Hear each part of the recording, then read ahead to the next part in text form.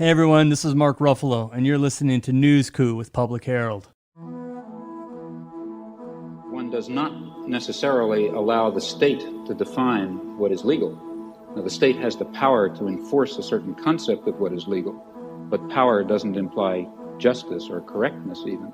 Throughout American history, the political leaders have always exhorted the American people to be nice and quiet and leave things to them. But when very serious evils confronted the American people, they had to go beyond the congressmen and the senators, and they had to commit civil disobedience, and they had even to break the law. You're listening to News Coup, a Public Herald production where we overthrow the status quo. I'm your host, Joshua Probanik, and today we're going to dive into an exclusive story where a township is preparing to fight the EPA and the DEP and ban an oil and gas injection well. Now, this story hits on a controversial subject within the environmental community, and while we don't talk about that in detail in the story, I'll bring it up here just to highlight part of that argument. In some of our reporting, we've come across places that have wanted to use zoning and ordinance laws in Pennsylvania in order to mitigate the impacts from the oil and gas industry. And what we've seen with that are really expensive legal battles for communities and situations where exclusionary zoning ends up winning the argument at the end of the day. And that basically means that, with zoning and ordinance laws under comprehensive plans, you don't get to have this sort of right of banning an industry or excluding an industry.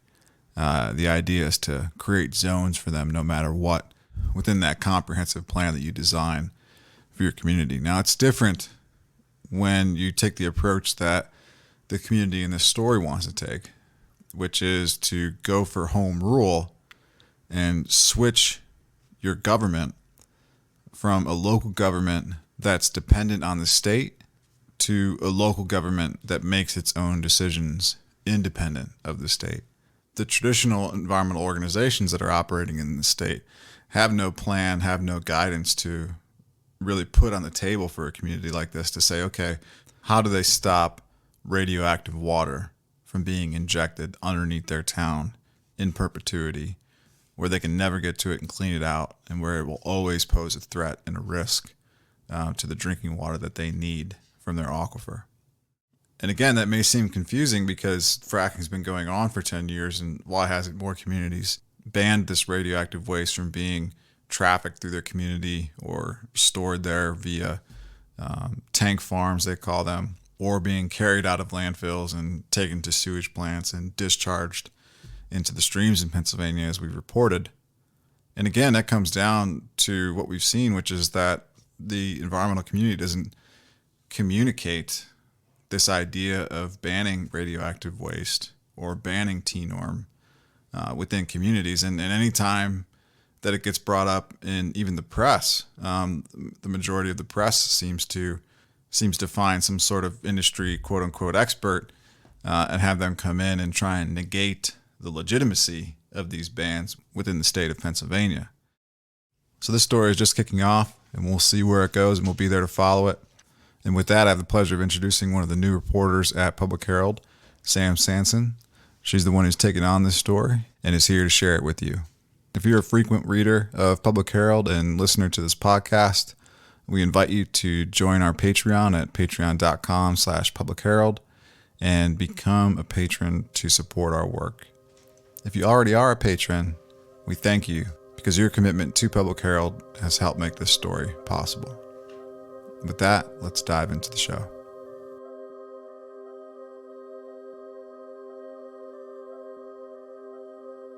Rolling green hills, pristine waters, vast untouched space emanating peace and beauty.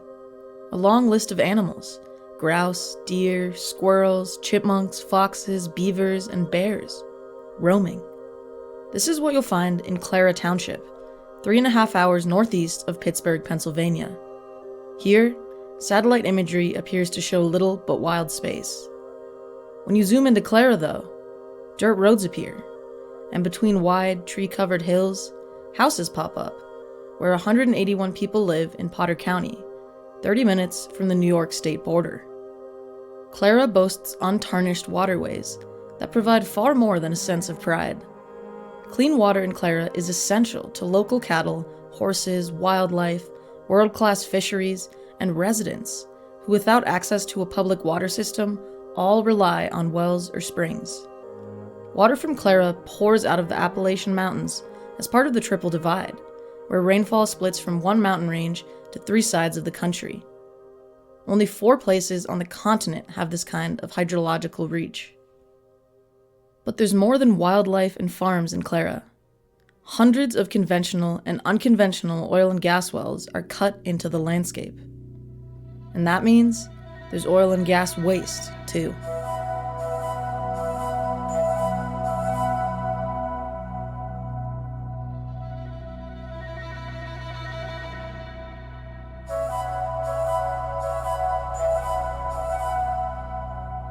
In a rusty, grayish-blue building down a dirt road, surrounded by trees and backed by beautiful mountains, sits Roulette Oil and Gas. It's a 15-minute drive from Clara Township. The company operates 271 conventional and 3 unconventional oil and gas wells in Potter County. Conventional wells are drilled vertically to reach shallow reservoirs of oil and gas. It's a simpler and older process than unconventional, horizontal, hydraulic fracturing, commonly known as fracking. Regardless of the well type, drilling creates large amounts of wastewater that industry and regulators often describe with harmless names like salt water, brine, or produced water. In September 2020, Roulette Oil and Gas submitted a permit application to the U.S. Environmental Protection Agency, or EPA, which asks to convert one of their conventional wells in northwest Clara Township into a Class 2D injection well to dispose of brine from 110 of their conventional wells in the area. That means shooting wastewater thousands of feet underground at high pressure into a cavern that once held fossil fuels. A Public Herald review of EPA's permit for Roulette Oil and Gas found that it doesn't exclude injecting waste from 3 unconventional wells operated by the company. The permit allows for the injection of 15,500 barrels of wastewater a month, and it can also be modified, leaving it open to accepting waste from any oil and gas operator in the future. Class 2D injection wells are not common historically in Pennsylvania, as they are in states like Oklahoma or Texas, where thousands exist. In Pennsylvania, they're not generally considered a safe option. DEP's website only lists 10 Class 2D permits for the whole state, 1 never being activated and currently revoked. That leaves very little public education or communication about injection wells.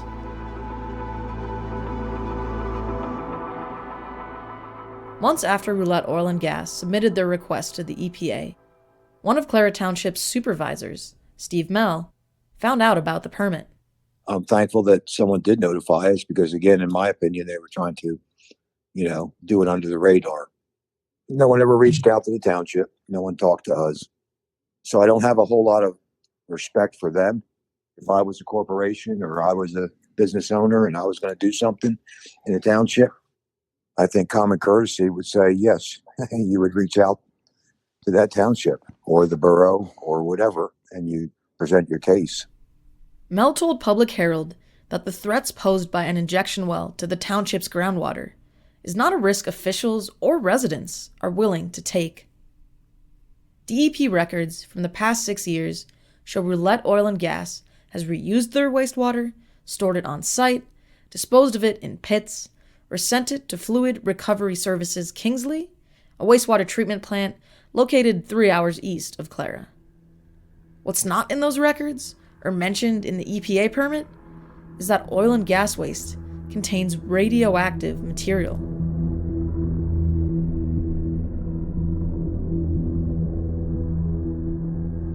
When you're talking about oil and gas, you're also talking about radioactive material, specifically T-norm, which stands for Technically Enhanced Radioactive Material. The main radioactive element inside of oil and gas, T-norm waste is radium-226. Radium comes from uranium and to a lesser extent can be from thorium. It's a cancer-causing element that has a half-life of 1,600 years and decays into what is more commonly known as radon gas. In 2016, the Pennsylvania Department of Environmental Protection, or DEP, finished a T-norm study and found high levels of radium-226 in both conventional and unconventional wastewater. Every wastewater sample in the study exceeded the EPA limit of 5 picocuries per liter for combined radium in drinking water. The study found radium-226 in conventional wells averaged around 330 picocuries per liter. That's 66 times the EPA's safe drinking water limit. Unconventional wells averaged around 8,300 picocuries per liter, 1,660 times the limit. Though oil and gas waste contains hazardous materials, it's not considered hazardous by the EPA. In 1988, the EPA declared that even though oil and gas waste contains toxic heavy metals, carcinogens, and radioactivity, regulating the waste as hazardous would cause a, quote, severe economic impact on the industry and on oil and gas production in the US, end quote. So it exempt the industry from hazardous waste under the Resource Conservation and Recovery Act. T-norm from oil and gas operations is also not covered by federal regulations governing radioactive material, including the Atomic Energy Act. EPA's permit for Clara's injection well only requires testing the fluids every 2 years and doesn't list T-norm among the substances to be sampled. That leaves it up to the state, and Pennsylvania hasn't created T-norm regulations for injection wells.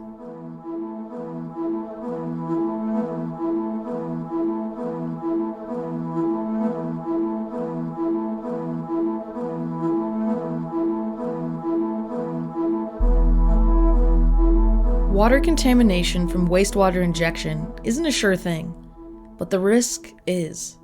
A 2012 investigation, Injection Wells, The Poison Beneath Us, by Abraham Lustgarten at ProPublica, found that, from late 2007 to late 2012, 1 in 6 injection wells had violations implicating the well's structural integrity. More than 7,000 injection wells showed signs of leaking. In West Virginia, for example, in 2016, the United States Geological Survey discovered contaminants from an unconventional oil and gas waste injection well in nearby streams and sediments. Clara doesn't have to chance these odds just yet. Lori Barr, a community advocate and founder of the nonprofit Save Our Streams, is hopeful they will keep an injection well out of their community because the supervisors are united against it. So important to protect the watershed, and that's the main priority to me, is protecting the watershed. When you have all of the officials in town unanimously wanting to fight this with their support, that's powerful. Supervisor Steve Mell confirmed. Unanimously, we are against placing a toxic waste injection well in Clara Township. And the main reason is because of the water. Mell says that the township is in this for the long haul and is considering enacting home rule law, which changes the way a community is governed. Mell heard about home rule from another community fighting an injection well, Grant Township. Their battle is featured in the new film Invisible Hand, a Rights of Nature documentary directed by Public Herald co-founders Melissa Troutman and Joshua Probanek, with executive producer Mark Ruffalo. Invisible Hand documents how Pennsylvania General Energy chose Grant Township as the injection well site for its wastewater, and how residents voted to ban it. 7 years later, there's still no injection well. In the process of doing all this, Grant Township transformed from a second-class township to a home rule municipality. In Pennsylvania, home rule gives the community more freedom to pass their own laws through local charters. It's Grant's home rule charter that bans injection wells. But Grant Township's success isn't set in stone. Once the Home Rule Charter banned waste injection, DEP sued the township. And 2 months ago, Pennsylvania General Energy filed its second lawsuit against Grant in the company's multi-pronged attempt to overturn the ban on injection wells. Pennsylvania General Energy claims the Home Rule Charter is unconstitutional, that it violates the corporation's constitutional right to do what it wants, where it aims to. The company also appealed the DEP's 2020 decision to revoke the injection well permit it had previously issued. In a letter to Pennsylvania General Energy's attorney, DEP Deputy Secretary of Oil and Gas Scott Perry wrote, quote, "Operation of the injection well pursuant to the injection permit would violate a local law that is in effect, specifically Section 301 of Grant Township's Home Rule Charter that bans the injection of oil and gas waste fluids." End quote. It's the only time the department has revoked such a permit. That set precedent that Clara Township hopes to repeat.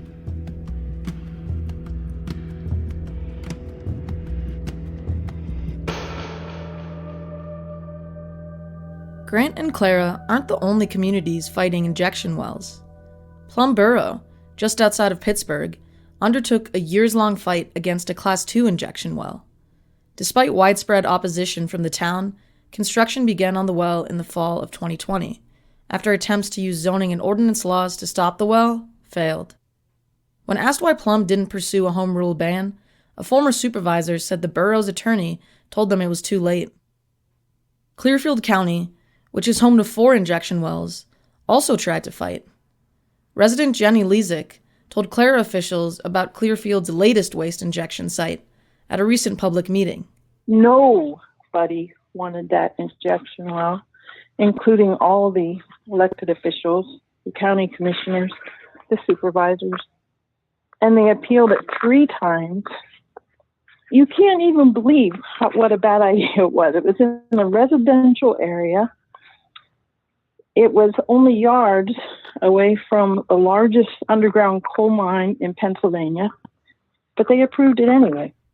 It's no surprise Clearfield County is home to injection well skeptics. In 2012, an Exo Resources injection well in the county operated through mechanical issues for months, resulting in a leaking underground pipe.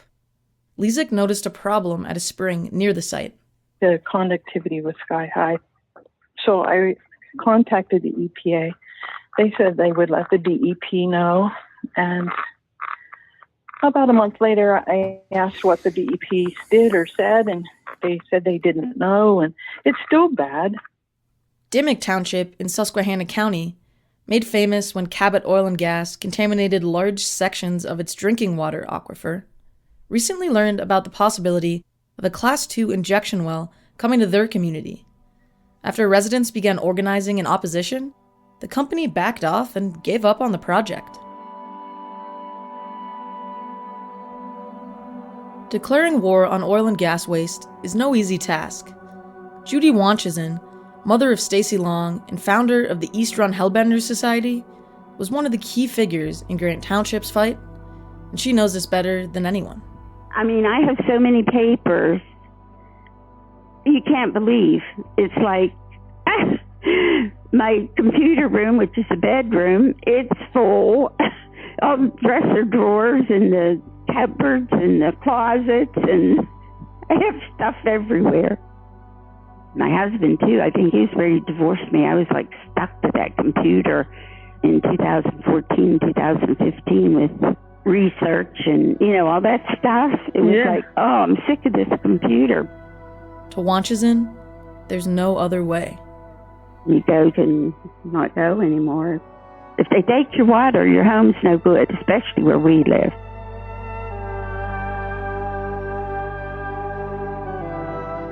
The dedication and hard work of residents like Wanchison is part of the reason Grant has been able to keep an injection well out of their community all these years. Wanchison's son-in-law, Mark Long, said Grant's solution was straightforward. Gathering the people together in a room, explaining it to them and say, do you want to have a radioactive toxic waste dump in your backyard? And everybody said, no. Great. We don't want that. Sounds easy enough. But back in Potter County, Barr noticed various obstacles in getting the word of the injection well out to Clara Township residents. They don't get notified the way we do.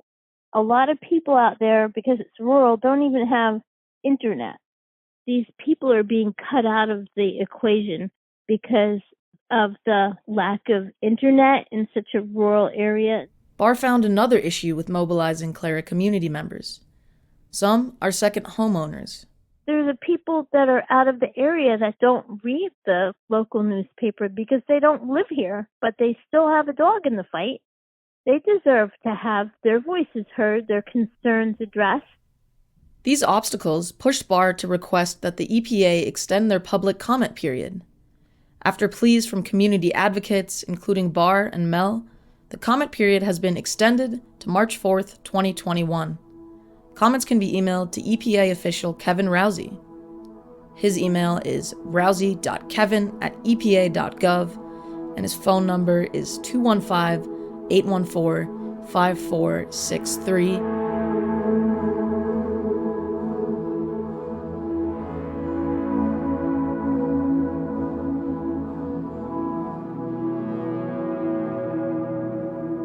On February 2nd, the EPA held the first public comment hearing for the injection well permit in Clara.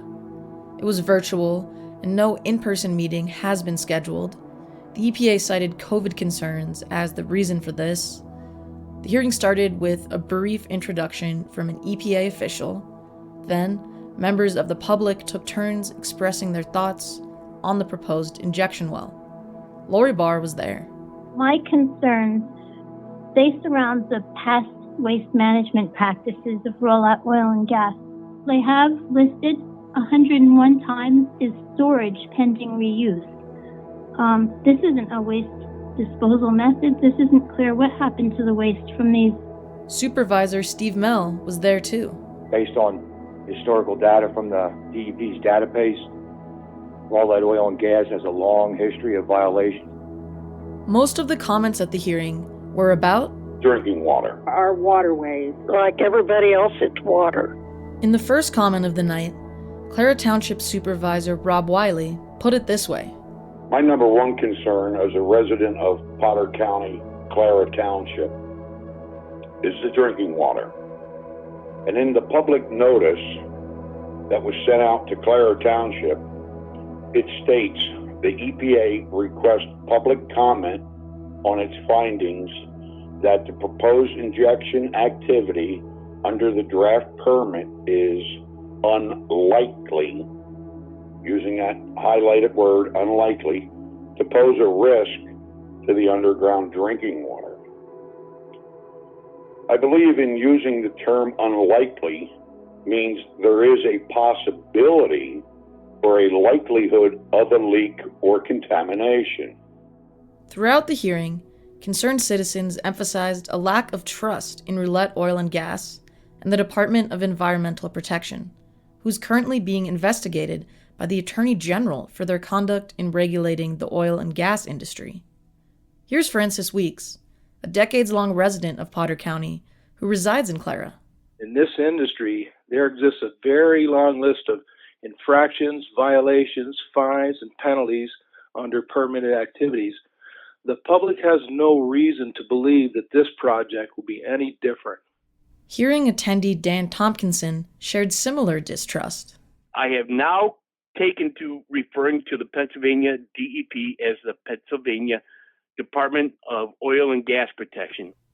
At the end of the hearing, Supervisor Wiley asked for an extension of the public comment period beyond the March 4th deadline.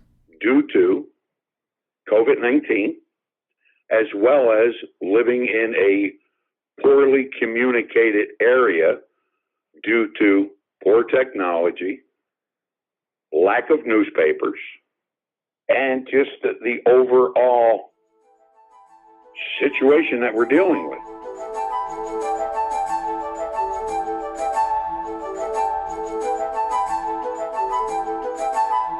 EPA will publish a response report addressing resident concerns and questions they've received at the hearing and from the written comments after the public comment period ends, whether that be March 4th or if they get another extension a little later. At that point, residents won't be able to make further comments, but they can file an appeal within 30 days through EPA's Environmental Appeals Board. When it comes to the injection well permit being issued, hearings often carry little weight. At the end of the day, everyone in a town could show up, make rational points, and be fully against it. But so long as the permit papers are filled out correctly, the EPA is likely to approve it. Grant learned that lesson the hard way. The hearing is a farce. It's just a big You're not shock. going to get anything out of it except the chance to get your local citizenry riled up if you can get the EPA to admit to the fact that their public hearing is a farce. You can look up the stuff I said at the EPA hearing in 2014. It's all still there. It doesn't matter. I had raised the issue that everyone in Grant Township does not have access to public water. We all rely on a private well and spring. What happens if the aquifer gets contaminated? What's to be done about that? And, they stood up in the front of the room and nodded, and it got written down, and that was it. It's a joke. We were fixated on appealing the permit and getting DEP and the EPA to do their job. It took us a while to understand what their jobs really were, and their jobs were not protecting us. Their jobs were shielding industry from risk.